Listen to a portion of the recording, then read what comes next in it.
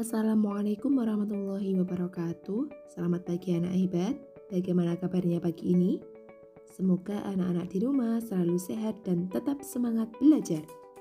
Hari ini kita akan belajar materi tema 3, subtema 3. Ayo cintai lingkungan. Sebelum belajar, siapkan dulu bukumu dan awali dengan berdoa.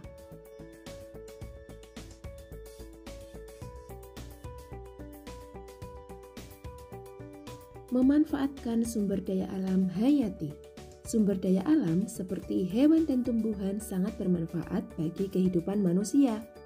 Tidak hanya daun, buah, daging, dan kulit, tetapi limbah yang dihasilkan juga bisa kita manfaatkan.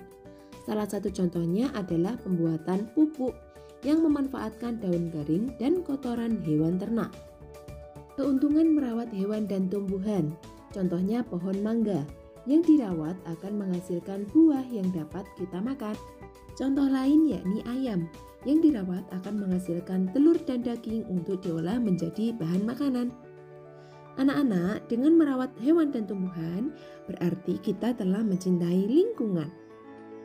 Tuhan menciptakan sumber daya alam agar dapat dimanfaatkan oleh manusia. Manusia harus menjaga keseimbangan dan kelestarian sumber daya alam. Ada banyak cara yang dapat kita lakukan untuk menjaga keseimbangan dan kelestarian sumber daya alam. Berikut contoh-contoh tindakan menjaga keseimbangan alam serta kelestarian sumber daya alam. Sedangkan berikut merupakan contoh tindakan yang tidak menjaga keseimbangan alam serta kelestarian sumber daya alam. Ciri orang yang tidak mencintai lingkungan.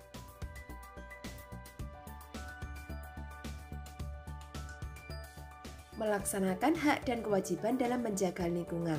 Tinggal di lingkungan yang bersih adalah hak semua orang. Apabila salah satu orang tidak peduli terhadap kebersihan lingkungan, maka orang tersebut telah mengambil hak orang lain. Jika kita tidak menjaga lingkungan, akan muncul dampak yang dapat merugikan diri sendiri dan masyarakat. Dampak tersebut antara lain kebanjiran atau lingkungan menjadi gersang. Dampak banjir bagi lingkungan adalah lingkungan menjadi kotor, banyak lumpur, dan sampah berserakan saat banjir surut.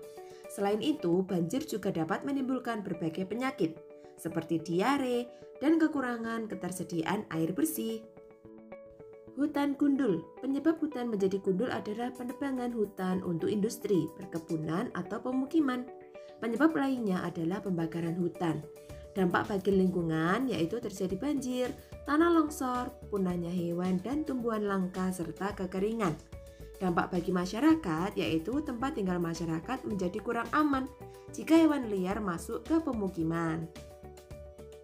Jadi, untuk mencegah terjadinya longsor, sebaiknya menanam pohon dan tidak tinggal di daerah rawan longsor. Contoh lain upaya pelestarian lingkungan yakni dengan tidak merusak tanaman di sekitar, tidak melakukan penebangan pohon sembarangan, serta melakukan reboisasi atau penghijauan. Peduli terhadap kelestarian sumber daya alam dan lingkungan sekitar dapat dilakukan dengan cara peduli terhadap hewan dan tumbuhan. Hewan dan tumbuhan memberi banyak manfaat kepada manusia. Sudah seharusnya kita menjaga dan merawatnya. Berikut merupakan ciri-ciri tumbuhan yang terawat dan tidak terawat. Ciri tumbuhan yang terawat: 1. Daun berwarna hijau segar serta tidak layu. 2. Batang kokoh dan tidak rapuh. 3. Tidak mudah terserang hama penyakit. Sedangkan tumbuhan yang tidak terawat memiliki ciri-ciri daun berwarna kekuningan hingga kecoklatan dan layu, batang mudah rapuh dan kering, serta mudah diserang hama penyakit sehingga permukaan daun berlubang. Sedangkan hewan yang terawat dan tidak terawat memiliki ciri-ciri sebagai berikut. Hewan yang terawat: 1. Tubuh tegak dan bergerak lincah. 2. Bulu atau rambut terlihat bersih dan mengkilat. 3. Mata terlihat jernih, terang dan tidak keruh. Sedangkan hewan yang tidak terawat memiliki ciri-ciri: 1. Tubuh cenderung lemas, lunglai dan tidak bertenaga. 2. Bulu atau rambut terlihat kotor, rontok dan kusam. 3. Mata berair atau bernanah sehingga terlihat keruh bahkan tidak bisa melihat. Tanaman obat keluarga atau toga biasanya ditanam di halaman rumah, kebun, atau ladang yang tidak terlalu luas. Manfaat toga adalah memenuhi keperluan keluarga akan obat-obatan sederhana dengan mudah dan praktis. Berikut contoh manfaat tanaman obat. Temulawak meningkatkan daya tahan tubuh, mengobati sakit kuning, diare, mak, perut kembung, pegal-pegal, menurunkan kadar lemak darah, serta mencegah penggumpalan darah. Daun sirih mengobati batuk, sebagai antiseptik, membunuh kuman, menghentikan mimisan, serta obat kumur. Jeruk nipis bermanfaat mengatasi suara serak, batuk, dan bau badan, menambah nafsu makan, mencegah rambut rontok dan ketumbi, serta dapat mengobati flu dan demam. Berikut cara mencintai tumbuhan dan hewan. 1. Tidak melukai hewan yang hidup di lingkungan sekitar. 2. Memberi makan hewan peliharaan. 3. Menanam lebih banyak tumbuhan di pekarangan rumah. 4. Menyiram tanaman, memberi pupuk, serta membersihkan tanaman hama secara rutin. 5. Tidak merusak tanaman, misalnya menebang pohon sembarangan. Anak-anak, masih ingatkah kalian tentang wawancara? Wawancara adalah kegiatan tanya jawab antara pewawancara dan narasumber. Tujuan wawancara yaitu untuk mendapatkan informasi atau pendapat tentang sesuatu. Pewawancara akan mengajukan pertanyaan tentang informasi yang ingin diketahui, sedangkan narasumber akan menjawab masalah yang ditanyakan oleh pewawancara. Contoh daftar pertanyaan wawancara dengan topik padi sebagai tanaman pangan. Narasumber petani padi. Daftar pertanyaannya sebagai berikut. Anak-anak, setelah kalian melakukan kegiatan wawancara, selanjutnya kalian membuat laporan hasil wawancara.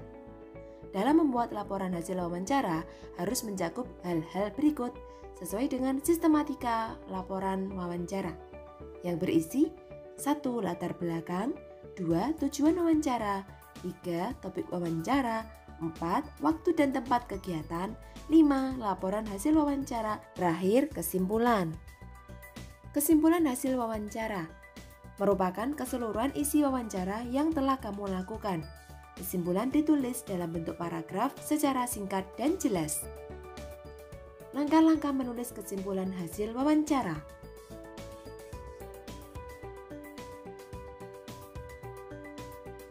Contoh kesimpulan hasil wawancara.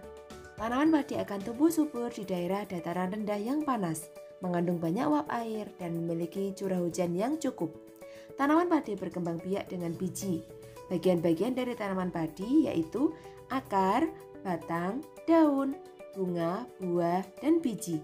Tanaman dimanfaatkan sebagai tanaman pangan oleh sebagian besar masyarakat Indonesia.